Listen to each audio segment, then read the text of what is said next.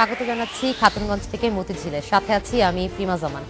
অর্থকরী ফসল হিসেবে লটকনের চাষ দিন দিন বেড়েই চলেছে। চাষের খরচের তুলনায় উৎপাদনও ভালো, তাই লাভ হয় আকর্ষণীয়। চাষিরা উৎসাহী হচ্ছে ফসলটির প্রতি এবং ফসলটি রপ্তানিও হচ্ছে নানান দেশে। এই চাষ আরও বাড়ানোর চেষ্টা করছে কৃষি বিভাগও।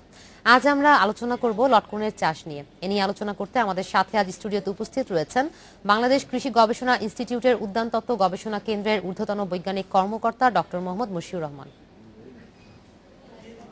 এবং শেরে বাংলা কৃষি বিশ্ববিদ্যালয়ের অধ্যাপক মোহাম্মদ সালাউদ্দিন এম চৌধুরী। তবে আজকের আলোচনায় যাওয়ার আগে দেখে নেব লটকনের চাষ নিয়ে আমাদের একটি প্রতিবেদন। নরসিংদীর বেলাবো, রায়পুরা ও শিবপুর এলাকায় 1 দশক ধরে চাষ হচ্ছে রসালো ফলটির। দিনে দিনে বাড়ছে এর পসার।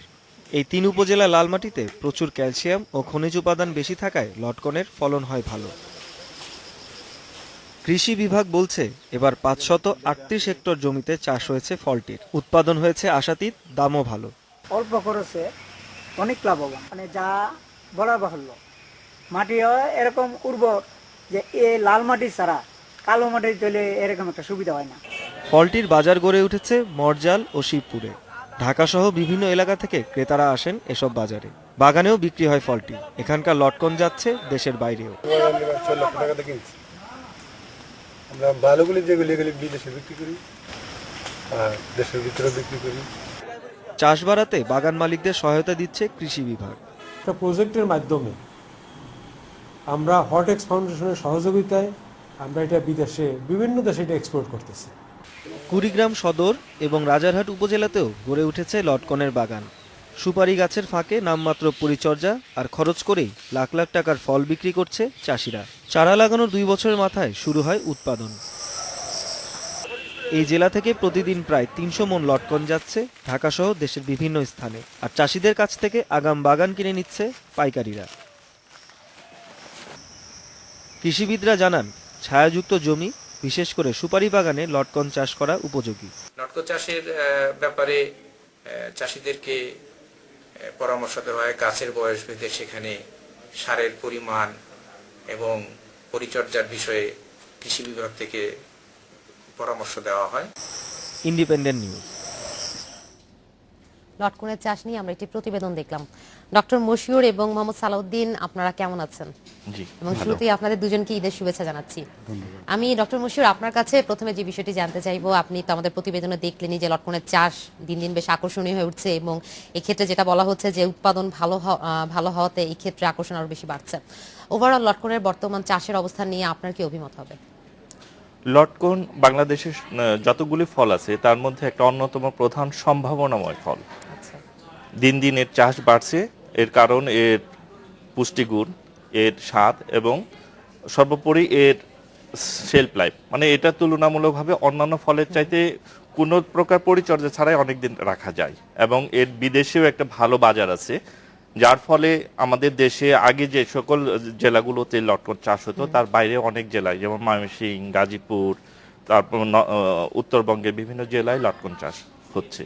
এবং আমার ধারণা দিনকে দিন এর চাষ সম্প্রসারিত হবে, এ কারণেই যে এটা আসলে তেমন কোনো পরিচর্যা ছাড়াই এবং কোনো যত্ন ছাড়াই, খুব বেশি যত্ন বা পরিচর্যার প্রয়োজন পড়ে না। এবং আরেকটা জিনিস হলো লটকনে প্রতিবেদনে যেমন বললো, এটা শেড লাভিং বা ছায়াতে হয়, যার ফলে আমাদের দেশ যেহেতু ঘনবসতিপূর্ণ, জমির পরিমাণ কম, কাজে একটা গাছের ছায়ায় যদি আমি অন্য একটা গাছ মানে গাছের চাষ করতে পারি, তাহলে বাড়তি একটা ফসল আমি পেতে পারি এবং সেদিক থেকে লটকনের একটা ভালো সম্ভাবনা আছে। ধন্যবাদ ডক্টর মশিউর।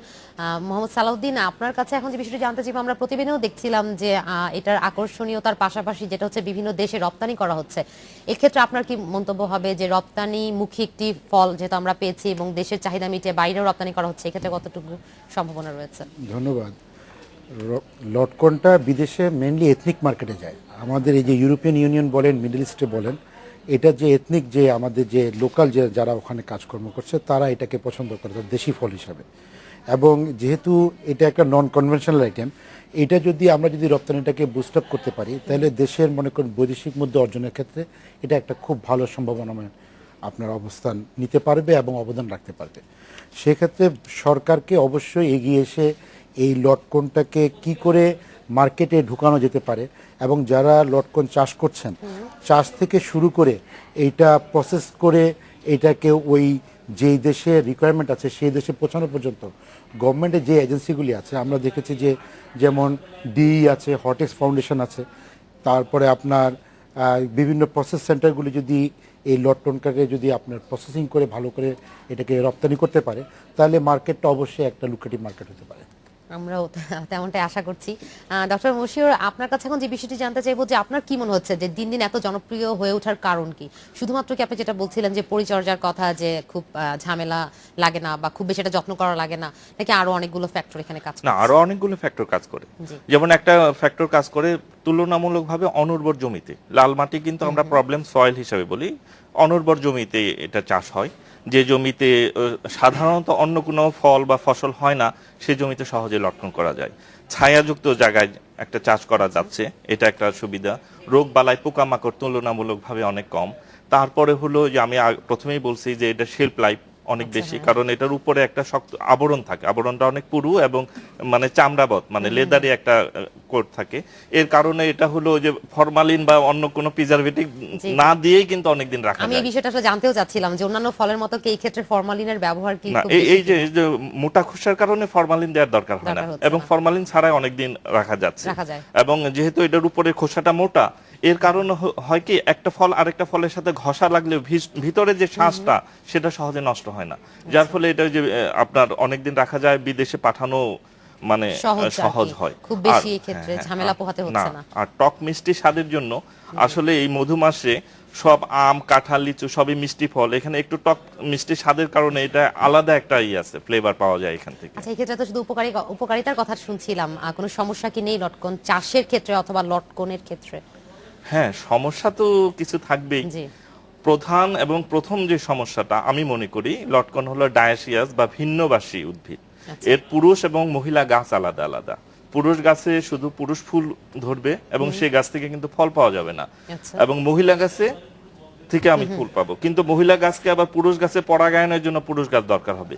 কাজে একটা বাগানের যদি সমপরিমাণ শতকরা 10টা আমরা বলি 100টা গাছ থাকলে 10টা পুরুষ গাছ না থাকলে কিন্তু ওই বাগান থেকে ভালো ফল পাওয়া যাবে না, বা আশেপাশে যদি না থাকে তাহলে বাগানে আমি কোনো ফলই পাবো না। এটা হলো একটা বড় সমস্যা। এবং আরেকটা সমস্যা হলো এটা শেড লাভিং প্ল্যান্ট, যার ফলে আমি যদি এমন একটা জমিতে যেখানে ছায়া নাই সেখানে যদি লাগাই, লটকন গাছ টিকানো মুশকিল হবে। এবং এটা বৃষ্টির বা বন্যার পানি জমে এমন জমিতে যদি লাগাই তাহলেও কিন্তু আমি সেখান থেকে যে গাছগুলো টিকাতে পারবো না।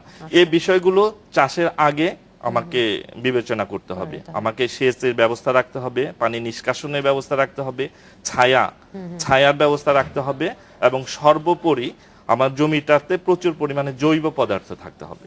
আচ্ছা, ধন্যবাদ আপনাকে।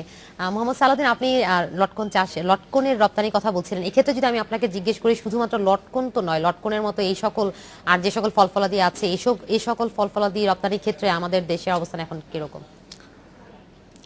ধন্যবাদ। আসলে রপ্তানিটা দুইটা দেশের আপনার ইন্টারন্যাশনাল ট্রেডের সাথে এটা সম্পর্কিত। ইন্টারন্যাশনাল ট্রেডটা এসপিএস, স্যানিটারি ফাইটোস্যানিটারি মেজার্স, এই যে এগ্রিমেন্টটা আছে এর মাধ্যমে আপনি করতে পারবেন। ওয়ার্ল্ড ট্রেড অর্গানাইজেশনের মাধ্যমে আইপিপিসি, ইন্টারন্যাশনাল প্ল্যান্ট প্রোটেকশন কনভেনশন, ওদের নির্ধারিত যে সমস্ত রিকোয়ারমেন্ট আছে সেটা ফুলফিল করে রপ্তানিটা করতে হয়। আমাদের দেশ থেকে ইউরোপিয়ান ইউনিয়ন মার্কেটে লেবুটা আমরা সচরাচর রপ্তানি করছিলাম, মাঝখানে নন কমপ্লায়েন্সের কারণে লেবু রপ্তানি ইউরোপিয়ান মার্কেটে স্টপ করে দেওয়া হয়েছিল। আচ্ছা, তার কারণ ছিল একটা সিঙ্গেল ডিজিজ, ক্যাঙ্কার অফ সাইট্রাস। এই ডিজিজটার কারণে আপনার একটা স্পট পড়ে, ওই স্পটটা সাইট্রাস লেবুর উপরে পড়তো, এবং ওইটা ওই মার্কেটে যাওয়ার পরে তারা নন কমপ্লায়েন্সের কারণে লেবু রপ্তানিটা বন্ধ করে দিয়েছিল। তারপরে গভর্নমেন্টের পক্ষ থেকে যখন জিনিসটা বলা হলো তখন এক ধরনের আলোচনা করে আপনার কিছুটা শর্ত শিথিল করে তারা দিয়েছে।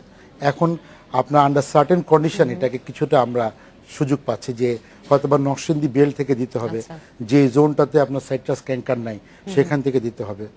তারপরে জোন ওয়াইজ আপনার বিভক্ত করা, এটা জোন ওয়াইজ বিভক্ত হচ্ছিল যে সমস্ত ডিজিজগুলি সব জায়গাতে একভাবে হয় না।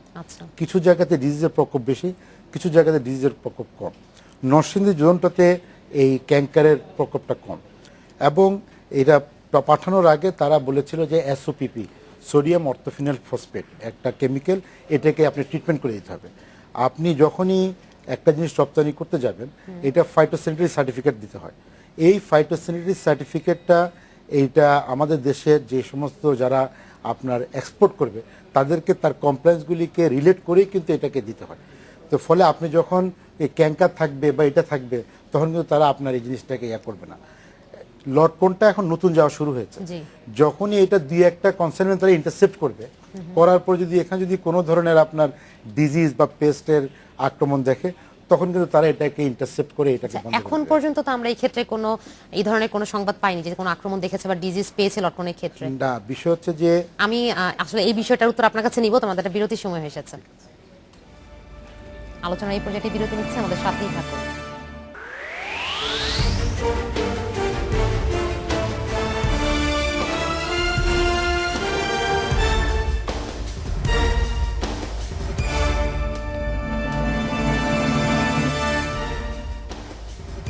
আপনারা দেখছেন খাতুনগঞ্জ থেকে মতিঝিল। আজ আমরা আলোচনা করছি লটকনের চাষ নিয়ে। এ নিয়ে আলোচনা করতে আমাদের সাথে রয়েছেন বাংলাদেশ কৃষি গবেষণা ইনস্টিটিউটের উদ্যান তত্ত্ব গবেষণা কেন্দ্রের ঊর্ধ্বতন বৈজ্ঞানিক কর্মকর্তা ডক্টর মোহাম্মদ মশিউর রহমান এবং শেরেবাংলা কৃষি বিশ্ববিদ্যালয়ের অধ্যাপক মোহাম্মদ সালাউদ্দিন এম চৌধুরী। তাদের সাথে আলোচনায় আবারও ফিরছি। মোহাম্মদ সালাউদ্দিন, আমি আপনার কাছে বিরতির আগে যে বিষয়টি জানতে চাচ্ছিলাম, আসলে সেই উত্তরটি যদি এখন আপনি বলতেন। আপনি বেসিক্যালি বলেছেন যে লটকন চাষের কি মানে সমস্যা আমাদের অ্যাকচুয়ালি আমরা এখন ফেস করছি। লটকনটা আমাদের এই মানে এই রিজিয়নে একটি ইন্ডিজিনাস ল্যান্ড রেস হিসাবে আছে, এবং ইন্ডিজিনাস প্ল্যান্টে সাধারণত আপনার ডিজিজের প্রকোপটা একটু কম হয়। এবং আমাদের এই যে গবেষক সাহেব বলেছেন জি। যে এটার চামড়াটা মোটা, ফলে এটাতে ডিজিজের প্রকোপটা কম হওয়ার সম্ভাবনা অনেক অনেক বেশি, ডিজিজ কম হবে এটাতে। সমস্যা হচ্ছে যে যখনই কমার্শিয়াল কাল্টিভেশনে যায়, তখন কিন্তু চুজ করে নেওয়া হয় যেগুলি মিষ্টিতা বেশি, যেগুলি একটু বেশি সার্কুলেন্ট, ফলে এবং ইন্টেন্সিভ কাল্টিভেশনটা শুরু হয়ে যায়। ইন্টেন্সিভ কাল্টিভেশন হলেই কিন্তু সেখানে কিছু ডিজিজের প্রকোপ বেড়ে যাবে। সেক্ষেত্রে আমরা দেখেছি যে ইউজুয়ালি উইভিল আছে, এক ধরনের পোকা, ফ্রুট অ্যান্ড শুট বোরার আছে, এগুলি লটকনে অ্যাটাক করতে পারে বা লটকনের গায়ে এক ধরনের আপনার দাগ সৃষ্টি করতে পারে। সার্কোস্পোরা লিফ স্পট হতে পারে, সার্কোস্পোরা দিয়ে ফ্রুটসের মধ্যে স্পট হতে পারে, এবং অন্যান্য প্যাথোজেনও কিন্তু আক্রমণ করতে পারে। এবং এই যতগুলি প্যাথোজেন এখানে আক্রমণ করবে, এখানে এক ধরনের আপনার সেকেন্ডারি ইনফেকশন হবে এবং এগুলি পচনের দিকে চলে যাবে। এবং এটা যখন আপনি শিপমেন্ট করবেন, তখন কিন্তু এটা আরেকটু বেশি মাত্রায় বেড়ে যাবে। এবং এটাই নন কমপ্লেন্সের একমাত্র বড় কারণ, যে আপনি শিপমেন্টের আগে এটাকে প্রপার ট্রিটমেন্ট না দিয়ে, এটা যে প্যাথোজেন ছিল সেই প্যাথোজেনটাকে যদি আপনি যদি ঠিকমতো আইসোলেট করতে না পারেন, প্যাথোজেনটাকে যদি আপনার নির্মূল করতে না পারেন, তখন এটা আপনার এই এক্সপোর্টটা এটাতে তখন আমাদের জন্য একটা বাধাও হয়ে যাবে। আসলে ডক্টর মশিউর, মোহাম্মদ সালাউদ্দিন যেটা বলছিলেন বিভিন্ন আক্রমণের কথা, সেই জায়গাগুলো থেকে আসলে কোনো কাজ কি করা হচ্ছে?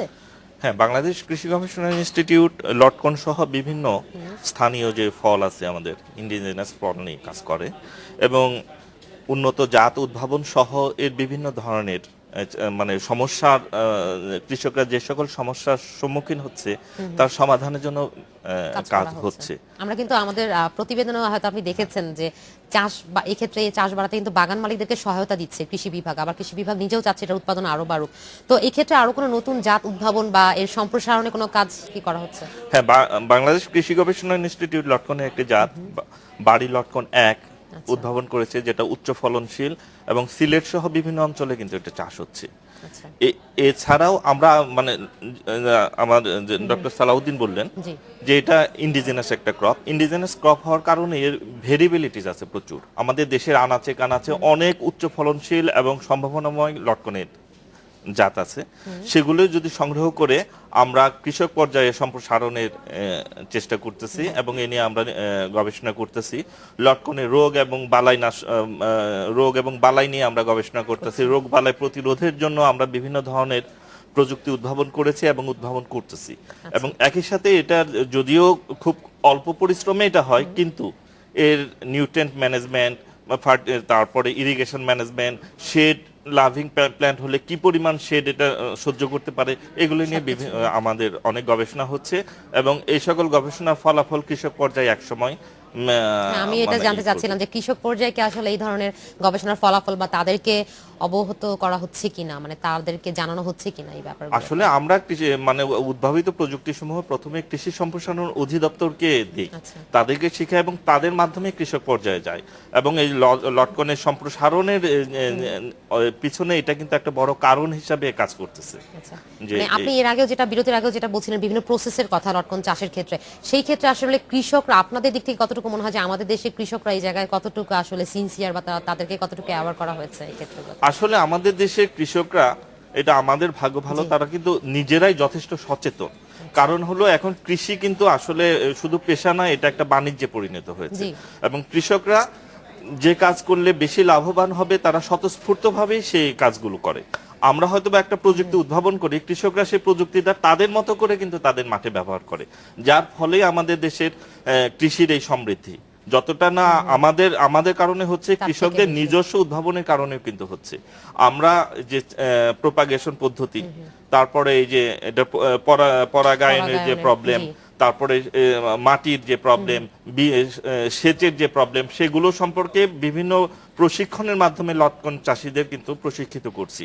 এবং প্রশিক্ষিত চাষিদের মাধ্যমে তার আশেপাশের অন্যান্য চাষিরা আবার শিখতেছে এবং দেখে দেখে তারা কিন্তু অগ্রসর হচ্ছে বা যাদের উৎসাহ ছিল না তারাও হয়তো উৎসাহিত হচ্ছে। এবং এইভাবে শুধু লটকন না, অন্যান্য অনেক ফল, আম, পেয়ারা, জাম, কাঁঠাল, প্রায় সব ফলই কিন্তু এইভাবে কৃষকরা দিনকে দিন আপনার চাষ করতেছে। এবং আমাদের দেশের মাটির আবাদযোগ্য জমির পরিমাণ কম হওয়ায় যাদের একদমই জমি নাই তারা কিন্তু বসত বাড়িতে একটা দুটা গাছ লাগাচ্ছে। এবং সেখানে হয়তো লটকনও একসময় এভাবে একটা দুটা গাছের মাধ্যমে আরো সম্প্রসারিত হবে। জি, ডক্টর মশিউর আপনাকে ধন্যবাদ। মোহাম্মদ সালাউদ্দিন, সেই ক্ষেত্রে আমাদের তো অবশ্যই এক্সপোর্টের কিছু রুলস রেগুলেশনস আছে গভর্নমেন্টের তরফ থেকে।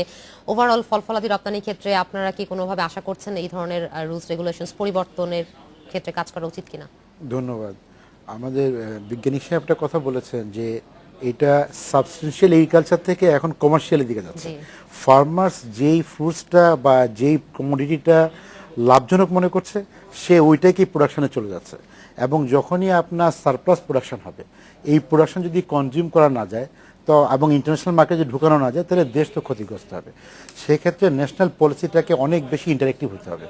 ন্যাশনাল পলিসিটা আপনার যারা এই পলিসি মেকার আছেন অথবা পলিসিটাকে ইমপ্লিমেন্টের প্রক্রিয়াতে আছেন তাদেরকে অনেক বেশি ইন্টারেক্টিভ হতে হবে যে আমার এই প্রোডাক্টটা অনেক বেশি প্রডিউস হচ্ছে, এটি ইন্টারন্যাশনাল মার্কেট কোথায় আছে। এখন আপনি ইন্টারন্যাশনাল মার্কেট আছে, আপনি প্রডিউস করেছেন, কিন্তু আপনার যদি আইপিপিসি রুলগুলো যদি সঠিকভাবে ফলো করতে না পারেন আপনি কিন্তু এটাকে এক্সপোর্ট মার্কেটে নিয়ে যেতে পারবেন না। যেমন কিছুদিন আগে আমাদের ভুট্টার প্রোডাকশন বেশি হয়েছে, আমরা ভুট্টা এক্সপোর্ট করতে পারিনি। আমাদের পোটাটো প্রোডাকশন বেশি হয়েছে, এটা আল্লাহ আপনাকে একটা এন্ডোর করেছে যে একটা প্রোডাকশন দিয়েছে, কিন্তু আপনি ইন্টারন্যাশনাল মার্কেটে প্রোডাক্ট নিয়ে ঢুকতে পারেননি। কেন পারেননি? যেহেতু ওদের ফাইটোস্যানিটারি রুলে আপনার পেস্ট রিস্ক অ্যানালাইসিস একটা কথা বলা আছে যে আপনার পেস্ট রিস্ক অ্যানালাইসিসটা করা আছে কিনা। যদি পিআরএ করা না থাকে সে তো জানবে না যে আপনার এখানে কোন ডিজিজটা আছে। Internationally quarantine is a very strong rule. আপনি কোয়ারেন্টাইন রুলকে বাইপাস করে কোনো কিছুই করতে পারবেন না, করলে আপনি নন কমপ্লেন্সে পড়ে যাবেন। এবং ন্যাশনালি আপনি যখন একটা কমোডিটিতে আপনার কমপ্লেন্স মিস করবেন তখন আরেকটা কমোডিটির উপরও সে একই এম্বার্গো দিয়ে বসবে। ফলে গভর্নমেন্টকে এখনই তার যে সমস্ত কমোডিটিগুলি সারপ্লাস হচ্ছে বা কমোডিটিগুলি কমার্শিয়াল এগ্রিকালচারের দিকে চলে যাচ্ছে ওগুলিকে ধরে ধরে তাকে পেস্ট রিস্ক অ্যানালাইসিসটা করে নিতে হবে। এবং এই রিস্ক অ্যানালাইসিসের যে রিপোর্টগুলি আছে এগুলিকে তাকে আপনার ইন্টারন্যাশনালি ইন্টারনেটে অথবা বুক পাবলিশ আকারে ইন্টারন্যাশনাল মার্কেটে দিতে হবে। যখন কোনো দেশে আপনি এক্সপোর্টের চেষ্টা করবেন সে এক্সপোর্টিং কান্ট্রিগুলি আপনার ফাইটোস্যানিটারি সার্টিফিকেটটা দেখবে, দেখে আপনাকে একটা বলে দিবে যে তোমার এই প্যাথোজেনটা আছে, আমার দেশে এই প্যাথোজেনটা নাই, তুমি এটাকে এই ধরনের ট্রিটমেন্ট দাও, অথবা হিট ট্রিটমেন্ট দাও, অথবা এসওপিপি দিয়ে এটাকে একটা কেমিক্যাল ট্রিটমেন্ট দাও, অথবা ভেপার ট্রিটমেন্ট দাও, দেওয়ার পরে আমার দেশে পাঠাও। এই যে প্রসেসটা আছে এই প্রক্রিয়াটাকে ইমপ্লিমেন্ট করার জন্য গভর্নমেন্টকে অনেক বেশি আপনার ইন্টারেক্টিভ হতে হবে, অ্যালার্ট হতে হবে। আমরা তেমনটা প্রত্যাশা করব। মোহাম্মদ সালাউদ্দিন, সেক্ষেত্রে আপনার কি মনে হচ্ছে যে লটকন আসলে কতটুকু সম্ভাবনাময় হবে ভবিষ্যতের দিনগুলোতে? যেহেতু ডক্টর মশিউরও বলছিলেন যে ব্যাপক সম্ভাবনাময়। লটকনটা অবশ্যই সম্ভাবনাময় এবং এটা সম্ভাবনা সবচেয়ে বেশি মশিউর সাহেব বারবার একটা পয়েন্ট আউট করেছেন যে ট্রানজিটের ক্ষেত্রে যে লসটা হয় এটা কিন্তু শেলফ লাইফ দুটা মিলেই কিন্তু এটা একটা সম্ভাবনাময় ফসল। যেহেতু তার শেলফ লাইফ বেশি, জি। ট্রানজিটের ক্ষেত্রে তার অনেক লসটা কম হয়। এবং একটা 75 বা 85 লাখসের একটা এথনিক মার্কেট আমাদের বাইরে আছে যারা আমাদের ফলটাকে পছন্দ করে। জি। সুতরাং আপনি অবশ্যই এই মিডল ইস্ট এবং ইউরোপিয়ান কান্ট্রিতে এই লটকনটাকে পাঠাতে পারবেন, এটা একটা সম্ভাবনা আছে আসলে মনে হয়। মোহাম্মদ সালাউদ্দিন, আপনাকে এবং ডক্টর মশিউর, আপনাদের দুজনকে অসংখ্য ধন্যবাদ আমাদের অনুষ্ঠানে এসেছেন, সময় দিয়েছেন, এবং আমরাও প্রত্যাশা করবো যে লটকনের মতো আরো যে সকল ফল ফলাদি আছে আমাদের দেশের চাহিদা মিটে আমরা বাইরেও রপ্তানি করতে পারবো। ধন্যবাদ আপনাদের দুজনকে। আপনাদের ধন্যবাদ। আজ আলোচনা এখানে শেষ করছি। এতক্ষণ সাথে থাকার জন্য ধন্যবাদ সবাইকে।